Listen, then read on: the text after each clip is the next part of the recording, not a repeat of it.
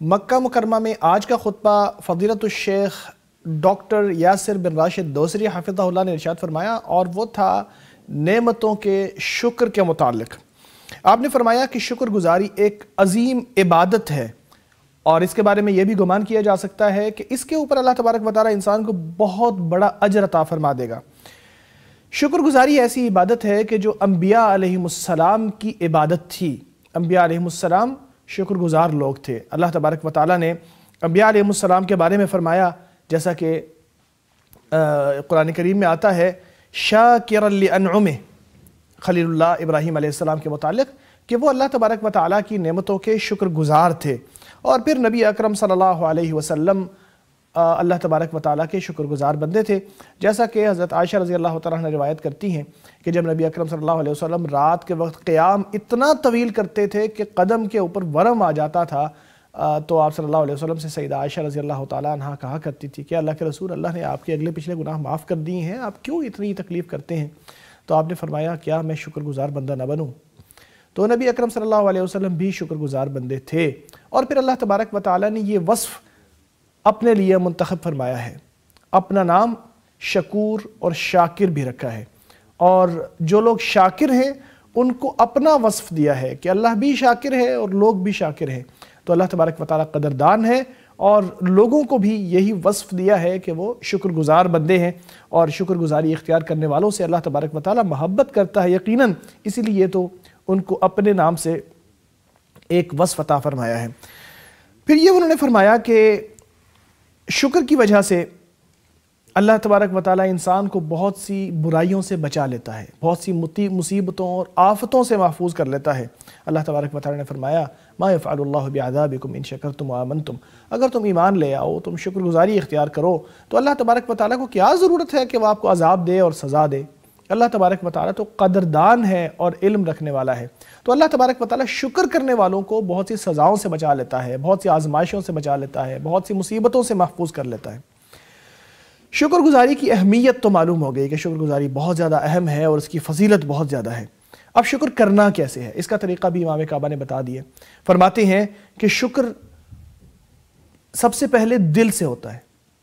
اور پھر زبان سے ہوتا ہے، اور پھر دوسرے جسم کے اعضاء سے ہوتا ہے۔ دل سے شکر یہ ہے کہ انسان دل میں یہ تسلیم کرے کہ نعمتیں اللہ کی طرف سے آئی ہیں، مجھے جو کچھ ملا ہے اللہ کی عطا ہے، یہ میری اپنی کاوش کی وجہ سے نہیں ملا، مجھے جو کچھ اللہ تبارک و تعالی نے عطا کیا ہے وہی اللہ کی مہربانی کی وجہ سے مجھے ملا ہے، اس میں میری ذات کا عمل دخل نہیں ہے۔ تو اللہ تبارک و تعالیٰ کی نعمتوں کو تسلیم کرنا کہ یہ اللہ کی طرف سے آئی ہیں، یہ شکر بالقلب ہے۔ پھر شکر باللسان کا مرحلہ آتا ہے کہ انسان زبان سے شکر ادا کرے، اور اللہ تبارک و تعالیٰ کی نعمتوں پر اللہ کا شکر زبان سے ادا کیا جائے، اور اللہ تبارک و تعالیٰ کی حمد و ثنا بیان کی جائے۔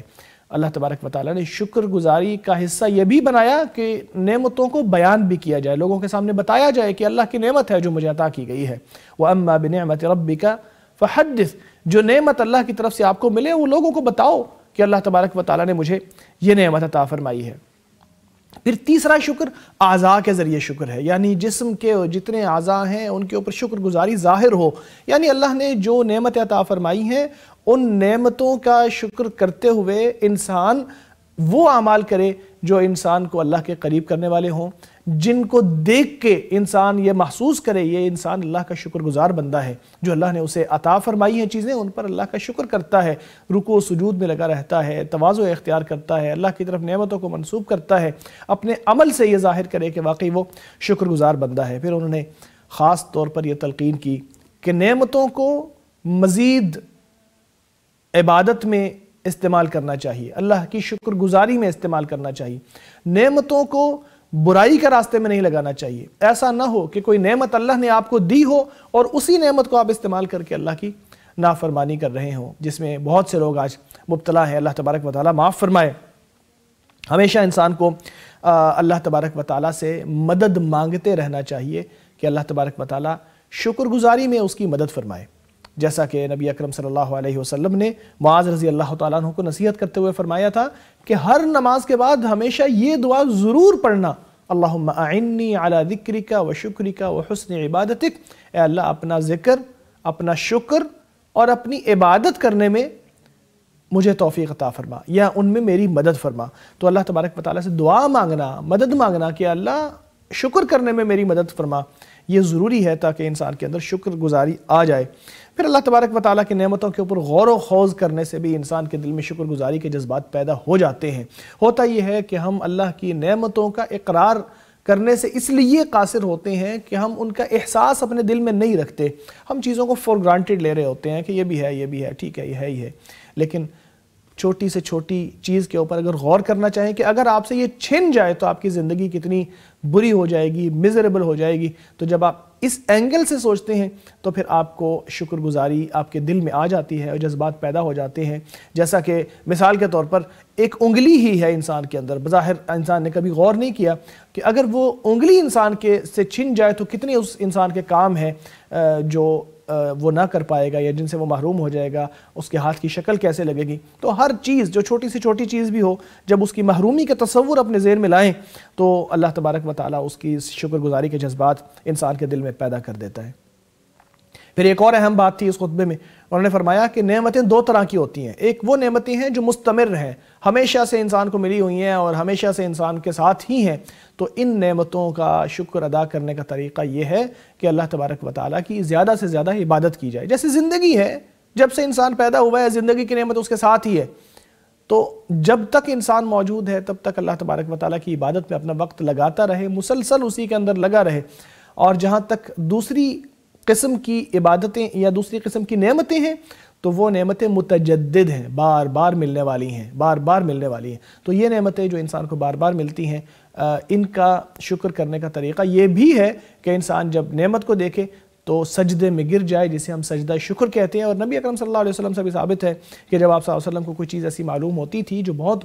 خوش دلی والی ہوتی، جس سے آپ صلی اللہ علیہ وسلم خوش ہو جاتے، یا جو اللہ تبارک و تعالیٰ کی نعمت پر مشتمل ہوتی، تو آپ سجدہ شکر کیا کرتے تھے۔